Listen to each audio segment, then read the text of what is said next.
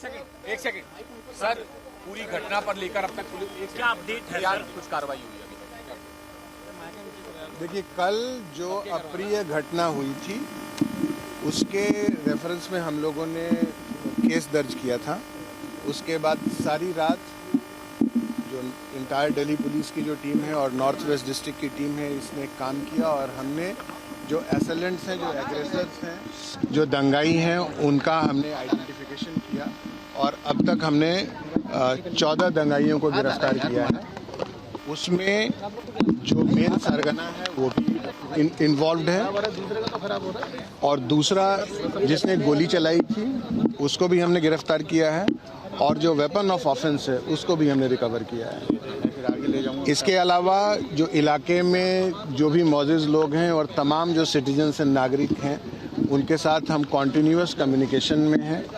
आज DCP north west ने एक अमन कमेटी, पीस कमेटी की मीटिंग ली है जो 3 थाना क्षेत्र का इलाका लगता है यहाँ से, उन सभी लोगों को बुलाकर उनके साथ हमने पीस कमेटी की और अमन कमेटी की मीटिंग की है, जिसमें हमने उनसे ये दरख्वास्त की है, उनसे हमने ये रिक्वेस्ट किया है कि इलाके में ये पैगाम दें कि हमें शांति बनाए रखना है, हमें सौहार्दपूर्ण वातावरण बनाए रखना है और अगर कोई किसी भी तरह की संदेह या कोई इस तरह का कोई भी अगर सस्पिशियस एक्टिविटी अगर इलाके में या अंदर में या कोई ग्रुप आपस में बातचीत करता है या कुछ होता है तो इसकी सूचना पुलिस को दें और जो इन्वेस्टिगेशन है और जो ड्यू लीगल एक्शन है वो प्रोफेशनल और फेयर तरीके से हम अमल में लाएंगे।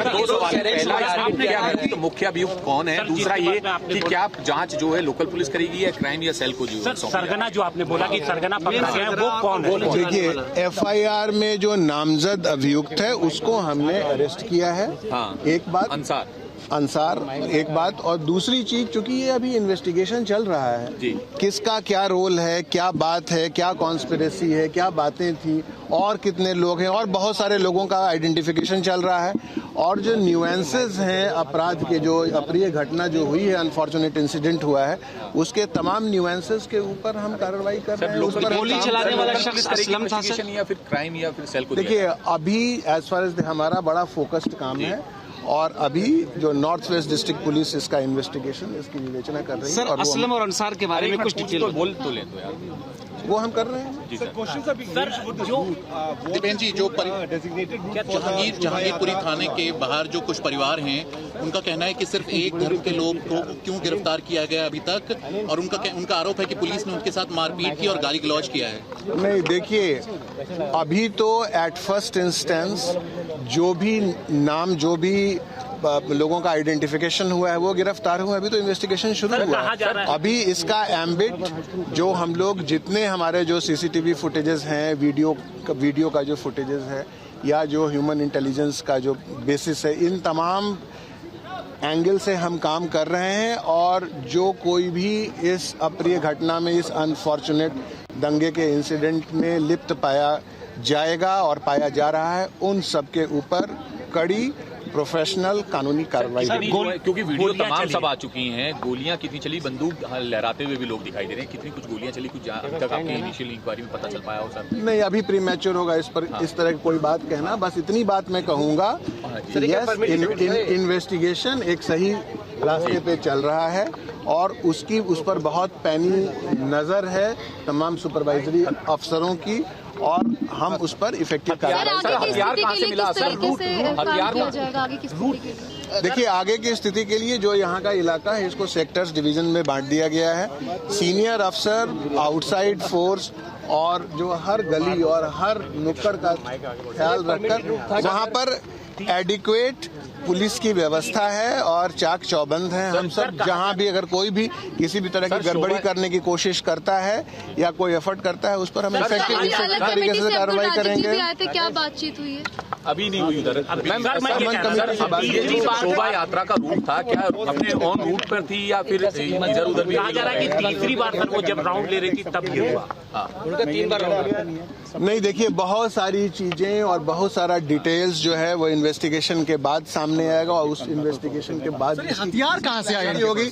बहरहाल जो वर्बल ऑल्टरकेशन, फिजिकल ऑल्टरकेशन और उसके बाद जो दंगा जो हुआ, इन तमाम विषयों पर इन्वेस्टिगेशन वेपन सोर्स डिटेल में चल रहा है, वो इन्वेस्टिगेशन का पार्ट अच्छा, है। ये तो भी मिला क्या, है। जैसे आरोप लगाया जा रहा है कि क्या मस्जिद के अंदर घुसने की कोशिश की, तो ये आया है सर इन्वेस्टिगेशन? नहीं, देखिए अभी ये सारा मसला इन्वेस्टिगेशन का है। अभी हम लोग let us not jump to the any conclusion. अभी कुछ वीडियोस आए हैं, कुछ सीसीटीवी का कवरेज आया है, कुछ हमारे पास ह्यूमन इंटेलिजेंस, अभी तो काफी कुछ इन्वेस्टिगेशन होना है, आगे के बाद ही पता लगेगा। अवैध था या कैसा था? निश्चित रूप से वेपन अवैध था और अवैध तरीके से उसको यूज किया गया है, तो इसीलिए उस पर कानूनी कार्रवाई हुई और बाकी इन्वेस्टिगेशन आगे होगा और उससे पता लगेगा। नेता आरोप लगा रहे हैं। नहीं, अभी इस तरह की कोई भी बात कहना उचित नहीं होगा, प्री मैच्योर होगा, इन्वेस्टिगेशन होने दीजिए। पुराना भी रिकॉर्ड है असलम और अंसार दोनों का गोली चलाने में आरोप में गिरफ्तार। नहीं, जो जिस सरगने की बात जो एफआईआर में नामजद एक्यूज अंसार है, उसके साथ इन्वॉल्वमेंट वेरियस तरह के क्राइम्स के रहे हैं। जैसे सर हिस्ट्री शीटर है, उस पर पुलिस का ड्यू सर्वेलेंस रहा है, तभी तो इतने तरह के केसेस हैं। और जो दूसरा असलम जिसके गोली चलाने की बात आई है और जिसके पास से जो अवैध वेपन निकला है, उसका भी एक इन्वॉल्वमेंट मारपीट का पिछले वर्ष का आया। सब इन्वेस्टिगेशन का विषय, इन्वेस्टिगेशन के बाद ही इस पर हम कोई मुकम्मल तरीके से हम कोई बात कह पाएंगे। पुलिस की मौजूदगी में ये सब हो जाता है, क्या पुलिस की तादाद कम थी या आखिर हुआ कैसे? देखिए, सबसे पहले जब शोभा यात्रा हो रही थी और जो वर्बल फिजिकल ऑल्टरकेशन और दंगा की स्थिति जब पैदा हुई है, चूंकि पुलिस साथ में थी, इसीलिए जो हमारे पुलिसकर्मी थे, इन्होंने ह्यूमन वॉल बनाकर दोनों ग्रुप को बिल्कुल अलग कर घंटों कंटेन करके रखा है। अश्रु गैस के गोले छोड़े हैं। वही कारण है कि आप देख रहे हैं कि जो पुलिसकर्मी 7-8 पुलिसकर्मी घायल हुए हैं और जो सिटीजन्स हैं, सिटीजन्स में से एक घायल हुआ है। ये तो पुलिस की जो त्वरित कार्रवाई है और जो इमीडिएट एक्शन है और प्रोफेशनल एक्शन है, उसके कारण सिचुएशन को हम इफेक्टिव तरीके से मिनिमम पॉसिबल टाइम में हमने कंटेन किया है और लोगों के जान माल की रक्षा की। सर एफआईआर विड्रॉ की गई है इसमें या एक ही अभी ज्यादा है? एक FIR.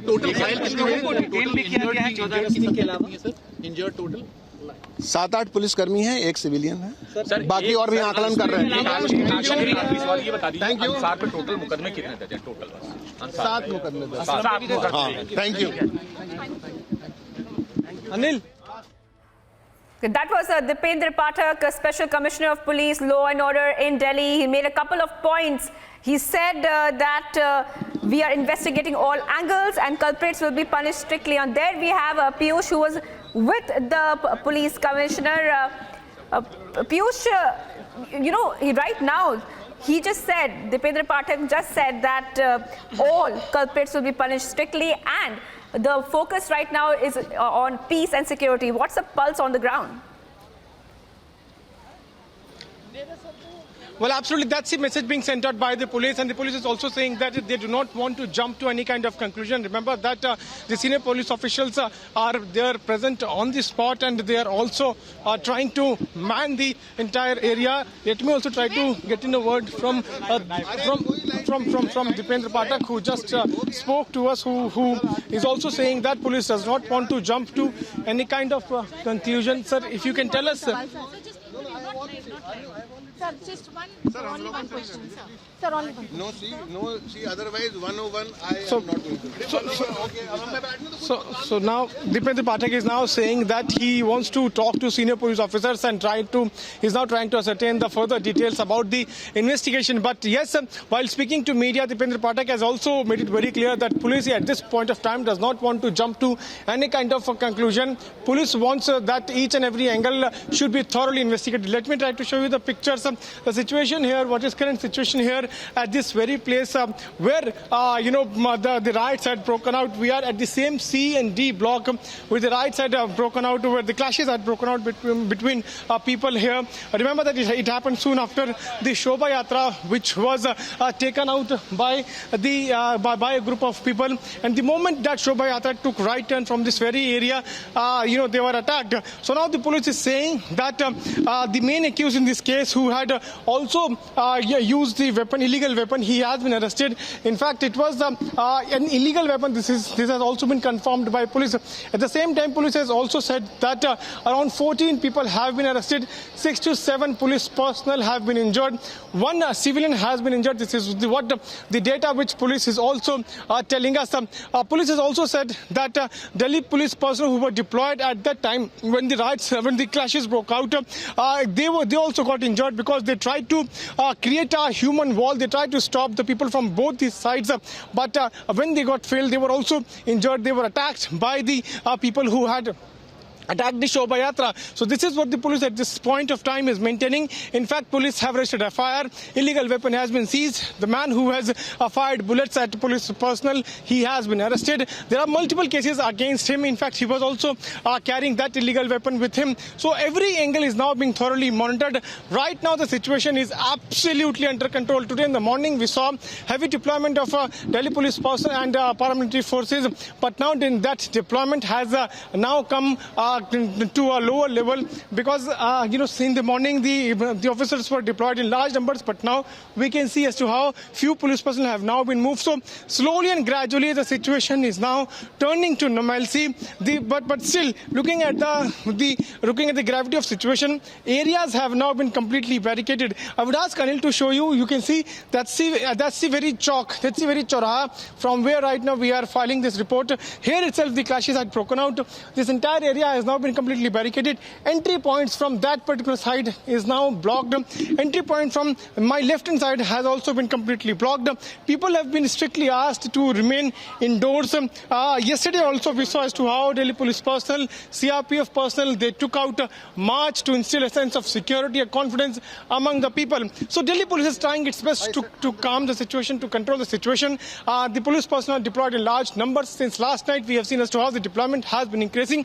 But right now as we are speaking, the situation seems to be completely under control. Before I toss it back to you, Shivangi, let me once again tell to our viewers as to when this incident had actually taken place and how it after that panned out. That's the very road where the Shobha Yatra began. The bus which you are right now seeing on your television screen is the place from where the Shobha Yatra was passing, and it came here, and then it took a right turn. Now Anil will show you. That's the right turn where the Shobha Yatra was going towards, and the moment it reached here, the Shobha Yatra people who were part of that Shobha Yatra, they were attacked. Stones were pelted, bricks were pelted, petrol bombs were hurled at people. Many things were there, which was used. Lathis were used, weapons were used to attack people. After which we also as to how the clashes broke out.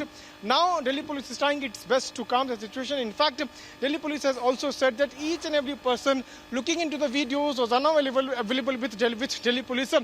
They will be identified. Strict actions will be taken. So far, 14 people have been arrested in this very case. Shivangi.